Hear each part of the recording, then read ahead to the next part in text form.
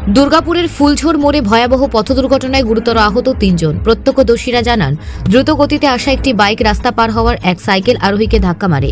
দুর্ঘটনার তীব্রতা 3 জন ছিটকে পড়ে গুরুতর আহত হন। জানা গেছে, দুর্ঘটনাগ্রস্ত বাইকটি স্টিল পার্ক থেকে B1 এর দিকে যাচ্ছিল। বাইকে থাকা দুজনের বয়স আনুমানিক 15 থেকে 16 বছর।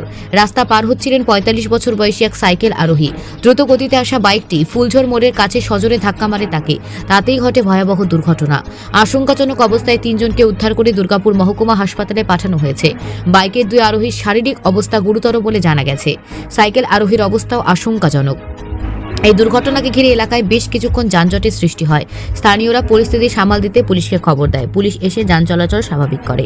প্রতিদিনের মতো ব্যস্ত রাস্তার গতি ও সতর্কতার অভাব আবারও বড়সড় দুর্ঘটনার কারণ হয়ে উঠল। দুর্ঘটনা এড়াতে আরও সচেতনতার প্রয়োজন বলে মত স্থানীয় বাসিন্দাদের। Bureau report, news prime Times.